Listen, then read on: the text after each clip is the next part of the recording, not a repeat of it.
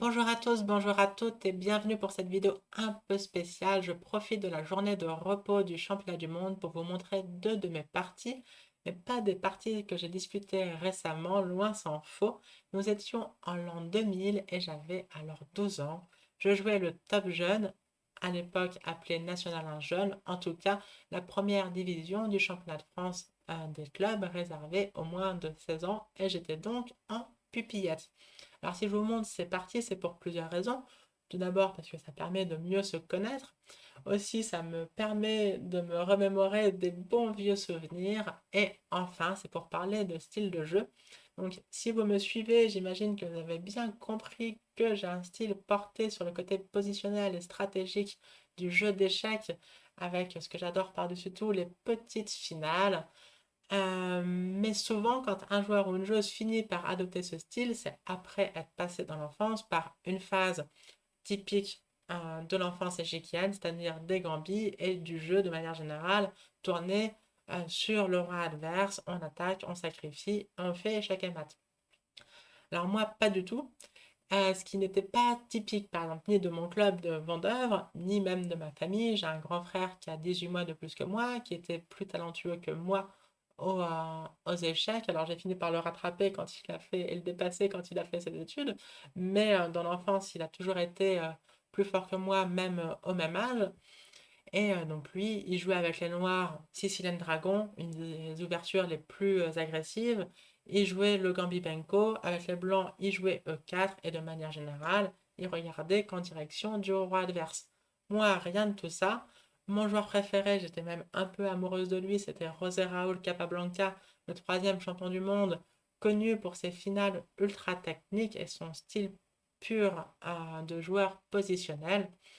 Et sans surprise, dans cette partie où j'affronte Caroline Cochet, qui pour moi était une superstar, elle était triple championne de France, elle avait fait d'autres podiums au championnat de France, elle était plus de 2000 élos, elle a un an de moins que moi, donc elle va avoir 11 ans, moi 12, et moi j'étais à peine 1600 élos, j'affronte une superstar, à mes yeux en tout cas, et donc j'ouvre par D4, le coup préféré de Capablanca, et donc le coup que j'avais adopté dès mon plus jeune âge. Donc, elle joue des 5, C4, E6, un gambit dame refusé. Alors, ça tombe bien, c'était notamment le sujet du championnat du monde 1927, le fameux match Capablanca-Alekhine que malheureusement Capablanca a perdu, mais donc ils ont joué quasiment que ça à toutes les parties. Donc, je connaissais quelques idées, fou G5, fou E7. Je joue la grande variante. Ici, pas fou D3 tout de suite, parce que les noirs seraient contents de prendre en C4 après que le fou est passé par D3 et donc a perdu un temps.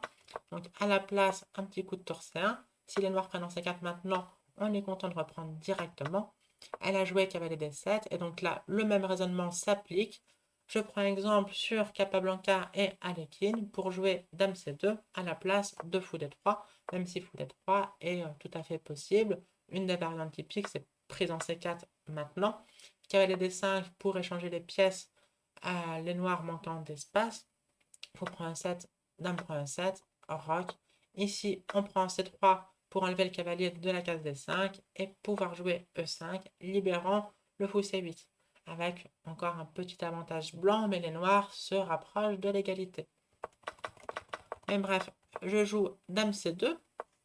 Et ici, par exemple, Capablanca lui-même jouait contre Alekhine des coups comme A6 et sur A3 pour continuer ce jeu un peu d'attente, euh, Capablanca jouait tour E8. Et là, bon, les blancs commencent à manquer d'idées. Sur H3 en plus, il peut quand même y avoir H6, il faudra encore trouver une nouvelle idée. Donc en général, les blancs finissent par craquer et les noirs sont pas mécontents de prendre en C4 une des idées du coup A6, ça peut être de jouer B5 ou B7 et C5.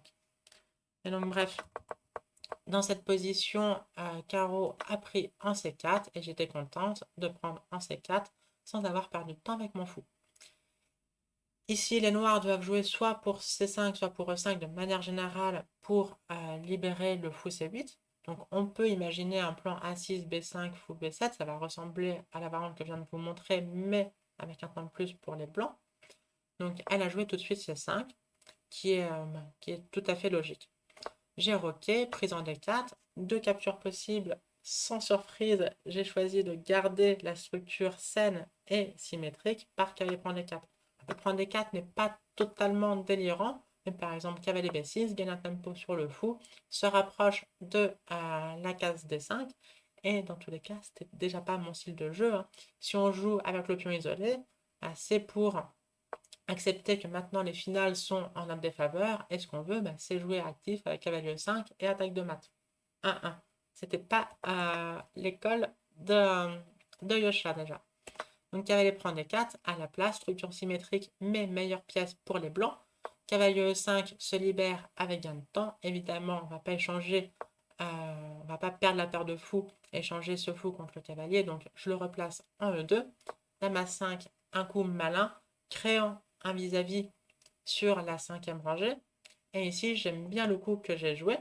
Cavalier B3, alors j'aime bien parce que j'avais prévu le coup de mon adversaire, un peu surprenant. Donc si elle a joué Dame A5, c'était évidemment pas pour reculer, il n'y a pas trop de bonnes cases. Par exemple sur Dame B6, il y aurait Cavalier A4 et on prend l'initiative, on gagne des tempi. Et donc là, les noirs ont un bon coup, c'est Cavalier F3 échec. Fou prend F3, Dame prend G5.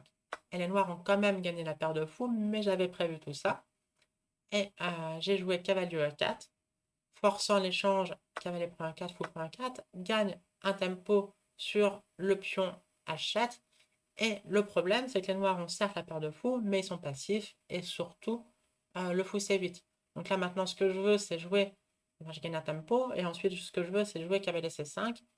Je rêve d'échange encore, et avoir une position où j'ai un fou monstrueux sur cette diagonale contre un fou ultra passif. Les colonnes sont en ma possession, donc colonne C et colonne D, et c'est juste une position, structure symétrique, meilleure pièce, c'était déjà mon rêve, même si j'étais encore qu'une enfant. Donc là, il a fait H6, il y a un argument pour dire plutôt G6, parce que les blancs ont fou de case blanche, donc les noirs ont les deux fous, donc de toute façon on va mettre des pions sur la couleur de l'un ou de l'autre des fous. Mais donc vu que les blancs ont fou de case blanche, il y a un argument pour mettre les pions sur cette couleur afin de dominer ce fou, et aussi ça peut servir un jour de se créer des cases de fuite sur la couleur opposée. Ça va éviter des maths du couloir par exemple.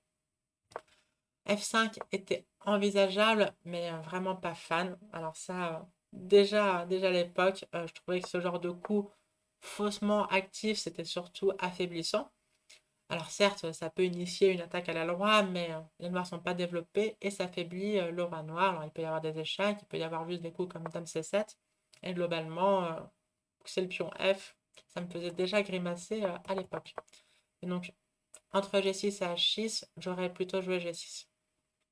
Elle a fait H6 en tous les cas, et donc cavalier C5, très bon coup, c'était mon plan.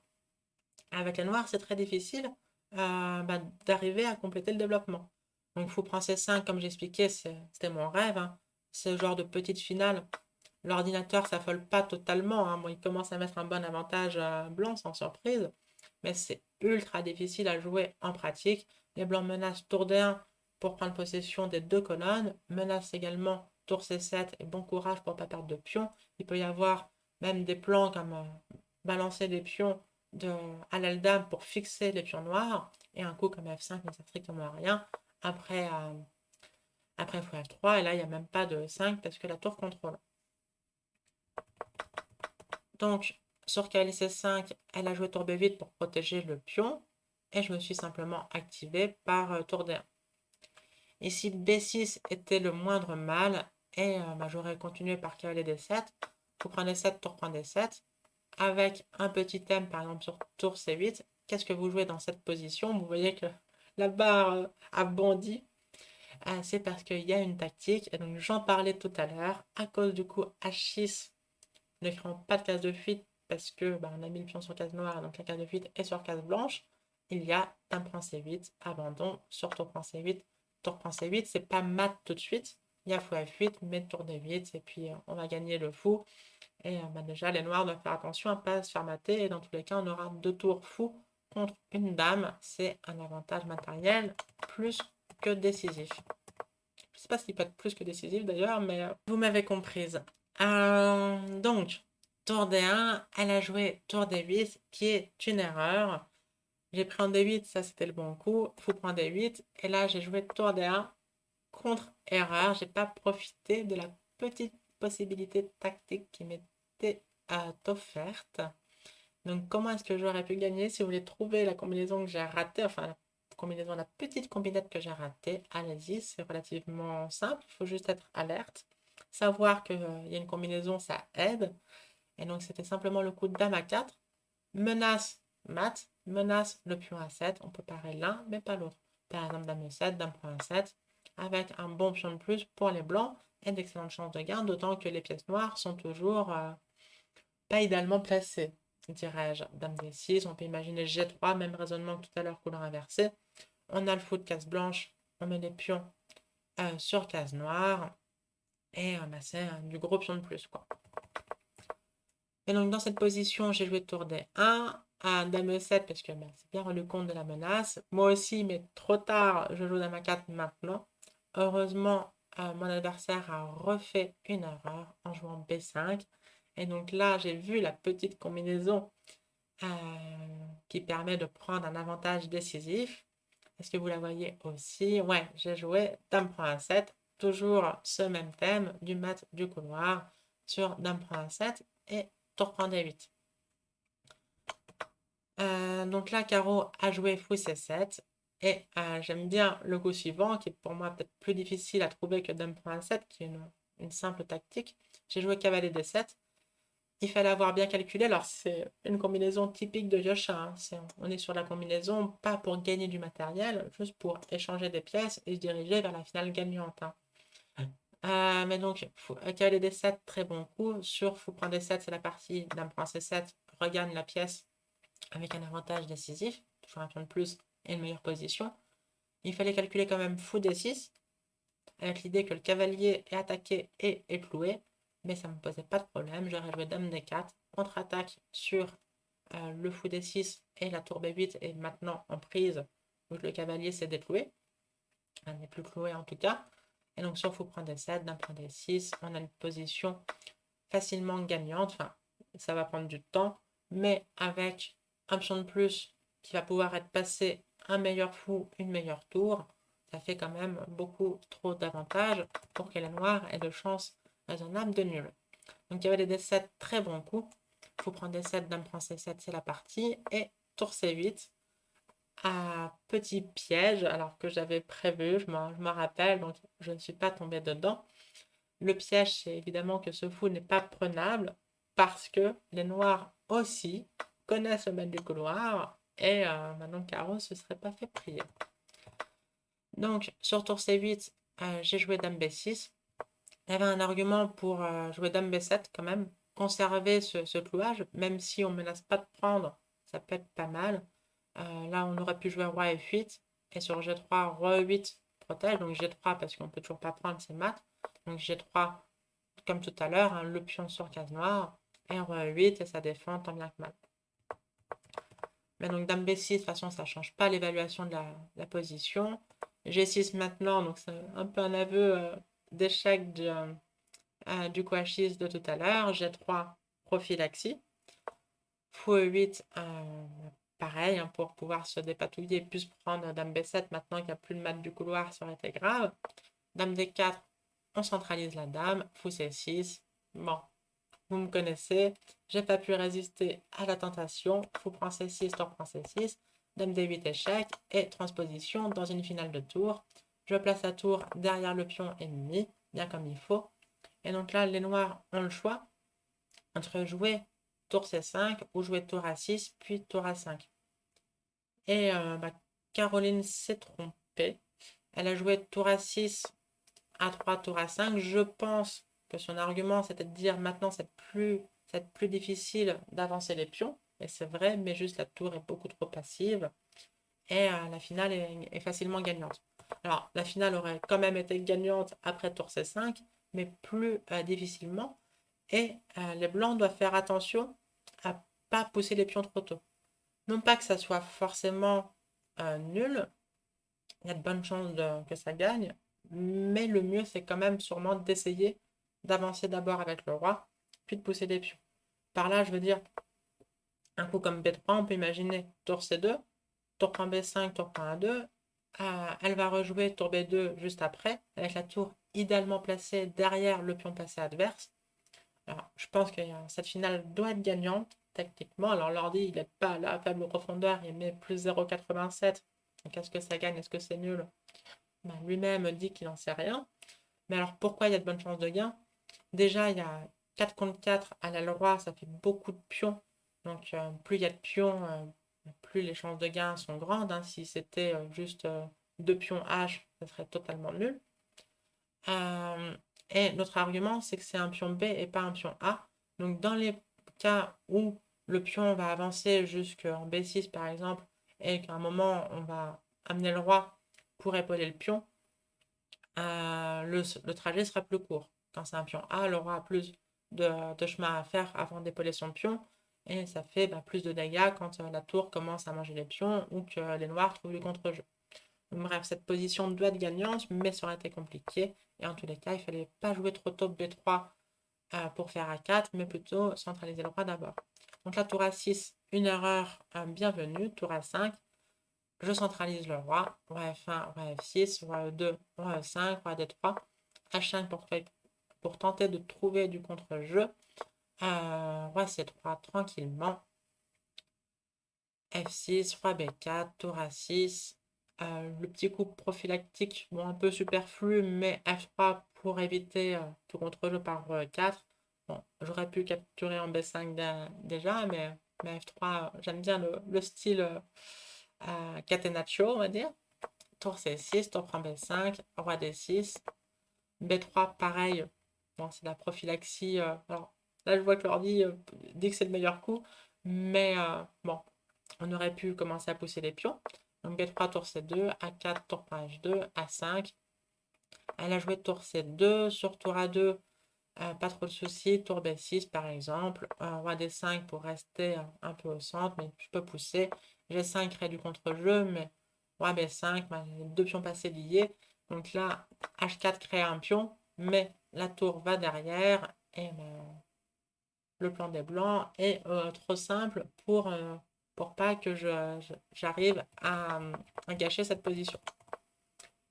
Donc tour C2, ok, j'ai fait A6, tour C7, roi A5, roi C6, tour B4, prépare un petit échec, G5, tour C4 échec, roi D7, et donc là, mon prochain coup a forcé l'abandon de mon adversaire. Je pense que vous pouvez le deviner sans difficulté, c'est roi B6, abandon parce que ça force l'échange des tours, après quoi le pion A file la dame. Donc une bonne petite partie, hein. Je vais t'amuser à la mettre en passage en revue là sur chess.com et qui donne un classement Elo estimé à 2600 pour les blancs. Alors évidemment, c'est 2600 très très généreux hein, de chess.com et puis c'est une estimation, je crois, en se basant sur du blitz. Donc là, c'était une partie lente, hein, 1h30 plus 30 secondes par coup. Ou peut-être à l'époque déjà 2 heures KO, je me rappelle plus en vrai. Mais c'était une cadence lente en tout cas. Mais voilà, j'avais plutôt bien joué pour mon classement Elo de l'époque à 1600. Et donc, juste après cette partie où je bats une superstar à mes yeux, j'affronte un joueur encore bien plus redoutable. J'affronte Edouard Bonnet. Alors, Edouard Bonnet, je pense que peu de gens, à part les vieux et les vieilles comme moi, s'en souviennent, mais un jeune, c'était une superstar. Enfin, il y en avait deux en France. Il y avait Maxime Bachel-Lagrave et Edouard Bonnet, qui étaient plus ou moins du même niveau. Maxime était légèrement plus fort au classement Elo, mais Edouard Bonnet était la bête noire de Maxime dans leur rencontre. C'était Edouard qui avait l'avantage, tout simplement. Donc là, il doit avoir 10 ans. Il jouait en surclassé. Moi, j'avais 12 ans. Lui, il devait en avoir que 10, voire 9. Il était déjà plus de 2200 Elo, 2201 pour être précise. Donc, ce qui est énorme, même pour les standards de maintenant. Mais à l'époque, c'était génialissime. Donc, juste Maxime, qui était évidemment déjà MVL, hein, était un peu mieux classé. Et donc j'affronte Edouard Bonnet avec mes 1600 Elo et quelques toutes mouillées. Et sur E4, donc pas de sicilienne, pas de E5 non plus, une petite française, D4, D5, cavalier C3, cavalier F6. Bon, maintenant, le coup le plus joué, hein, c'est fou B4, c'est la win hour, mais cavalier F6 a toujours été un grand coup. Cavalier D7, cavalier E2, c'est pas forcément la meilleure variante, hein, là au top niveau, et puis même depuis quelques années, on joue F4 et sur C5, cavalier F3. C'est pas grave de pas défendre le point D4 par un pion, parce qu'on n'est pas mécontent du tout avec les blancs de reprendre avec une pièce, maintenant que le pion E5 est bien protégé par un autre pion. Donc, euh, pardon, F4 était le grand coup, mais cavalier E2, ça a été joué aussi, c'est très bien. C5 maintenant, C3, c'est l'idée d'avoir joué le coup de cavalier en E2, ce qui paraît sinon un peu bizarre, hein, de rejouer la pièce déjà développée pour bloquer son fou, mais donc toute l'idée c'est de faire C3, cavalier C6, F4. Donc la variante est assez ambitieuse pour les blancs, hein. On a perdu du temps, on a joué cavalier C3, cavalier E2, mais on a un super centre très bien protégé. Et donc, on sait que le pion E5, ça donne un avantage d'espace à l'aile droite aux blancs, ce qui va leur permettre deux choses, d'étouffer les pièces noires, mais aussi et surtout d'initier une attaque à l'aile droite. Donc, avec les noirs, il ne faut pas se reposer, d'autant plus que là, le centre est encore mieux protégé que dans la plupart des françaises, où le pion est en F2. Donc, il faut trouver du contre-jeu. Alors, malheureusement, je m'y suis mal prise. J'ai fait ces prendre des 4 qui est douteux. Pas mauvais, mais douteux. J'ai fait ces prendre des 4 avec l'idée sur ces prends de jouer F6. Mais il fallait jouer F6 tout de suite. On va voir pourquoi. C'est parce que là, le cavalier est toujours mal placé en E2 et n'a pas accès à la case C3.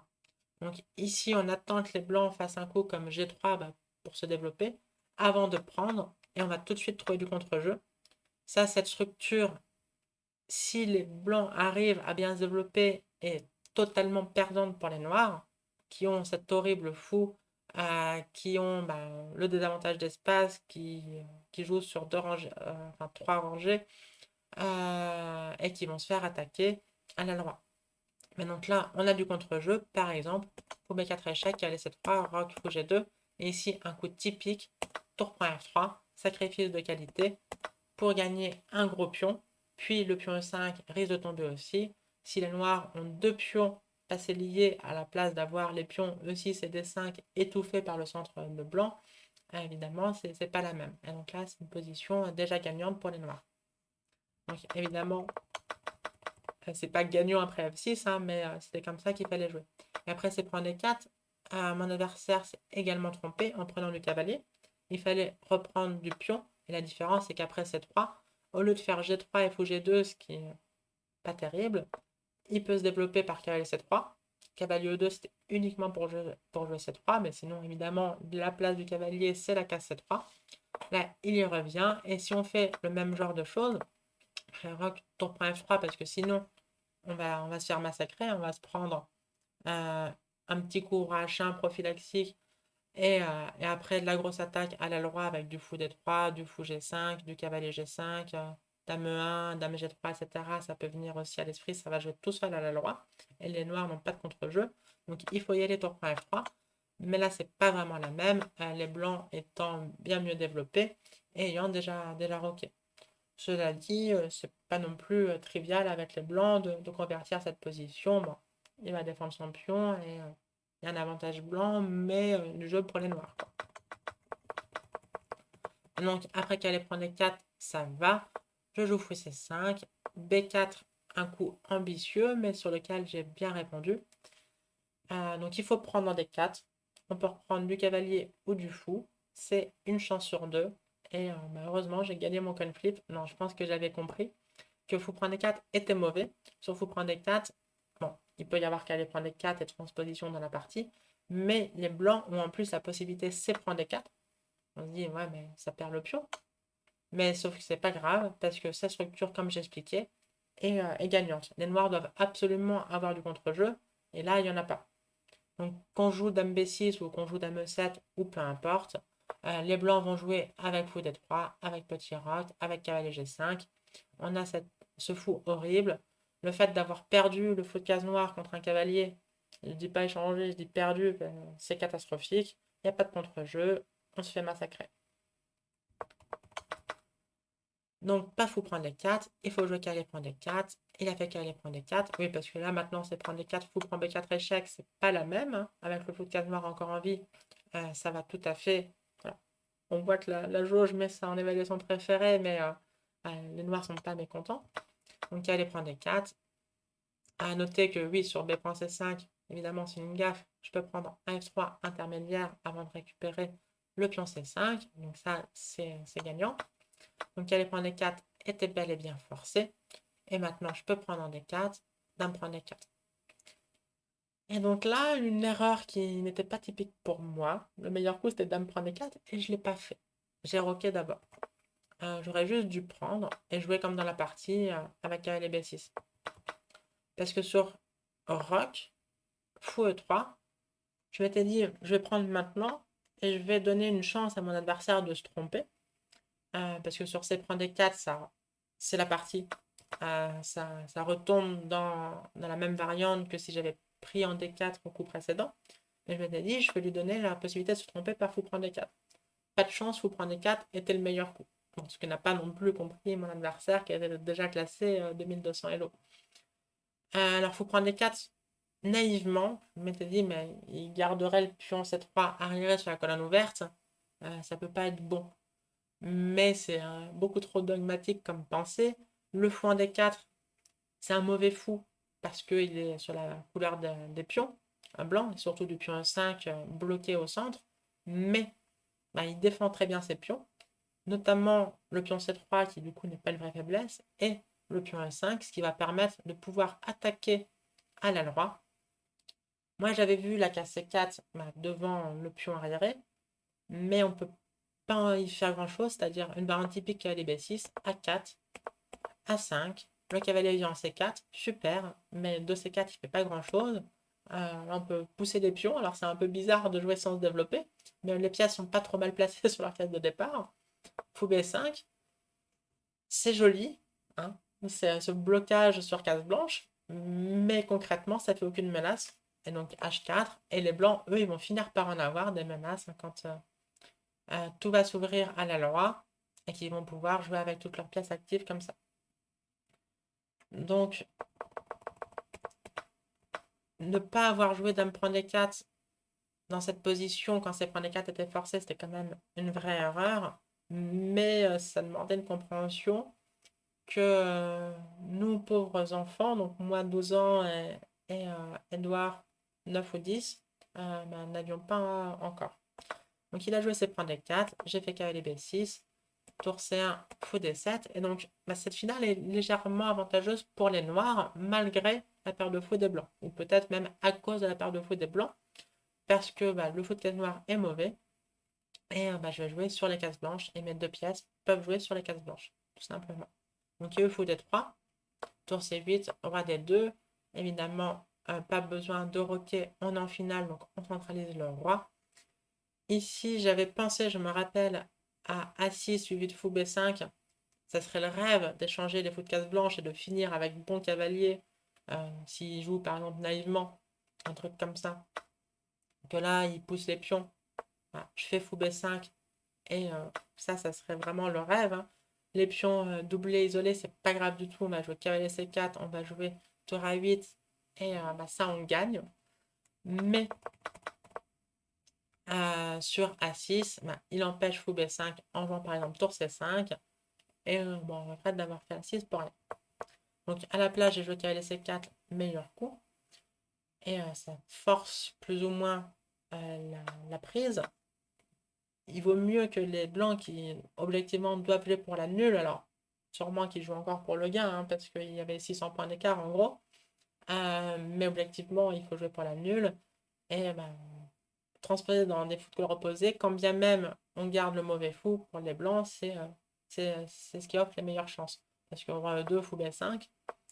Il risque. Le problème, si les blancs ne prennent pas fou prend cavalier, c'est ces fous qui risquent de s'échanger avec, encore une fois, le scénario idéal pour les noirs. Donc il y a les C4 prises en C4. J'ai repris, non pas de la tour pour proposer des échanges, mais du pion, parce que cette fois-ci, je suis très contente de créer ce pion passé, de créer ce pion arrière sur la colonne ouverte, et cette case forte en D5. J'ai 4 pour faire du jeu, mais je profite du tempo sur la tour H1 pour amener le fou en D5. Tour C3. Alors, ici, l'ordinateur aime bien le coup F5, donc je le mentionne. Je crois que je vous avoue, ça ne m'était pas venu à l'esprit. Et même encore maintenant, ça me paraîtrait un peu bizarre de créer ce pion isolé en E6. A priori, en échangeant le pion F des noirs contre le pion E des blancs, on s'est juste créé des faiblesses supplémentaires. Mais ce pion E6 n'est pas vraiment fait parce qu'il n'est pas attaquable. Et ça limite le jeu des blancs à la loi. Donc F5, c'était un bon coup. Alors, pas pensé du tout. J'ai joué à la place tour C6 que j'aime vraiment bien et puis que l'ordinateur aussi aime bien. De toute façon, ça doit rester toujours match nul sur un jeu parfait, mais donc tour C6 c'était plus simple. Et là, je pense que Edouard aurait dû jouer tour A3 pour empêcher tour A6. C'était l'idée de tour C6. Et une variante possible, c'était de faire C3 et après ces échanges, les blancs vont gagner un pion. Le fou attaqué le joue en D5. Mais dans cette finale, c'est les noirs les seuls à avoir des chances de gain. Le pion de plus, de toute façon, il ne va jamais bouger. Ce fou est monstrueux à bien défendre les pions et à contrôler plein de cases importantes. Et le fou E3 est totalement passif. Une manière de jouer, c'est même de sacrifier temporairement, en tout cas, un autre pion pour activer le roi. Et les noirs ont des chances de gain non négligeables. Bon, après, contre un joueur à 600 points de plus que moi, j'aurais pas forcément été favorite, hein. Mais donc, tour A3, c'était quand même le moindre mal. À la place, il a fait F5. J'aurais pu, voire dû jouer tour A6 tout de suite pour empêcher tour A3. Objectivement, c'est sûrement le coup qui offre le plus de chances de gain. Je vais d'abord tour D8. Sur tour A3, ça sera revenu plus ou moins au même après C3. Il a fait H4. Donc, c'était son plan de pousser les pions pour trouver du contre-jeu. Et donc là, tour A6, A3. Et j'étais contente du plan que j'ai trouvé parce qu'on se demande pourquoi j'ai passé 2 temps à mettre la tour en A6, je me prends A3 et puis que fait la tour? Pas grand-chose et puis il va jouer à la loi. En fait, j'avais vu le plan typique de cette petite finale. Donc, ce que va les noirs, c'est faire tour A4 et A5, mais pour que ça soit efficace, il faut d'abord jouer avec B5. Parce que si on fait tour A4 tout de suite, H5 et A5 là, c'est catastrophique. Parce qu'après B5, la tour s'est enfermée toute seule et on est totalement foutu. Là, on joue avec une tour de moins. Donc j'ai joué d'abord B5. Donc c'était tout ce plan tour C6, tour A6 pour faire B5, pour ensuite jouer tour A4, pour ensuite jouer A5. J'étais très fière d'avoir trouvé ça. C'est du beau jeu positionnel. Prise en A5, tour prend A5. Maintenant, il y a une cible. Et je vais vite taper dessus. Donc les blancs doivent accourir pour la protéger. Tour A8, fou C1. On veut jouer B4 pour ouvrir, mais bon, peut-être pas au prix d'un pion. Donc j'ai joué tour A4 d'abord. Il y a eu F6. B4 maintenant. Prise en B4, tour prend B4. Menace, tour A2, échec. Et avec les 2 tours actives, le fou actif, le pion passé, ça serait un massacre. Donc les blancs doivent absolument essayer d'échanger les tours. Tant que les noirs gardent une tour, évidemment, il y a d'excellentes chances de gain. C'est même probablement objectivement gagnant. Ici, 2 choix, enfin 2 options, soit aller en C5, c'est ce qu'il a fait pour garder le fou actif, soit aller en C1 pour garder le fou passif, mais plus en défense. Le mieux, c'était étrangement d'aller en C1. On va comprendre pourquoi. Après fou C5, là, il y a un coup totalement gagnant, mais spoiler alert, c'est pas le coup que j'ai joué. Et double spoiler, quand je vais vous dire ce que j'ai joué, vous allez être très déçus, voire en colère. Pas trop, j'espère, contre moi. Donc déjà, est-ce que vous êtes capable de trouver le coup gagnant en sachant qu'il y en a un? Ah, si oui, bravo, parce que j'avais pas du tout pensé. Et je me rappelle que qu'on n'y avait pas pensé ni lui ni moi, ni même nos entraîneurs, c'était seulement après avoir analysé que les entraîneurs ont montré avec l'ordinateur, déjà à l'époque, qu'ils ont montré le coup gagnant, qui était G5. Juste pas pensé, parce que je voulais surtout pas me créer des faiblesses sur case noire et pas pousser les pions. Mais en fait, c'est concret. On va jouer G5 une deuxième fois, jouer tour G3 et gagner le pion G4 avec deux pions passés, dont un supplémentaire, un en G, un en C, la finale est gagnante. Et il n'y a pas vraiment de contre-jeu. C'est horrible pour les blancs, mais par exemple, si on fait un coup comme tour F1, après tour G3, bon, bah, le fou est monstrueux, on voit pourquoi. Tour H1, c'est pas possible. Tour B1, c'est fou 4 échecs. Donc on se dit, bah, tour A1, ouais, mais c'est pas grave, parce qu'on peut prendre le pion, il n'y a pas de tour à 8 échecs. Le fou, encore lui, contrôle. Donc c'est vraiment atroce, et bah, juste G5, ça gagne, quoi. À la place, et j'ai un petit peu honte, j'ai joué tour F3, et j'ai proposé nul. Et bah, il a accepté, évidemment, parce qu'il n'a pas le choix. Alors, la finale est totalement nulle, hein. Euh, les Noirs vont gagner un pion, mais bah, il n'y a strictement rien à faire dans cette finale. Il faut que le reposer ou bah, je ne vais jamais réussir à franchir le blocage sur case noire.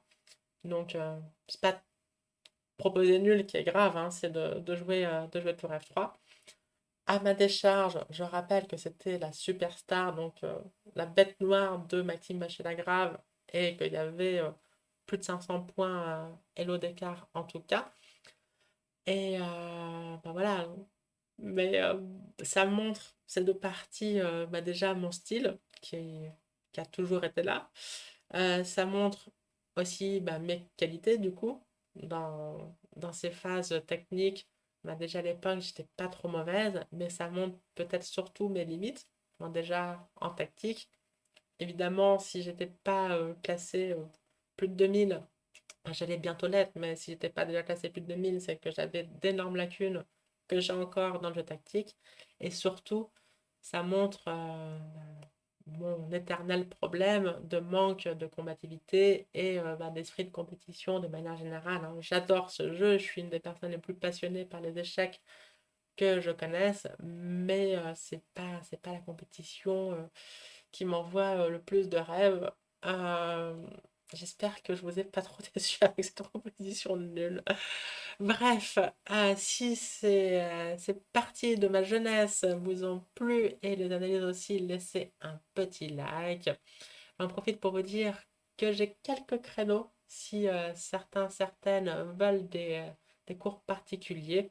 Vous avez les liens pour me contacter dans la description et sur mon site que je n'ai pas mis à jour depuis longtemps, je devrais le faire. Et je vous souhaite une belle fin de journée ou une belle fin de soirée. À bientôt, ciao!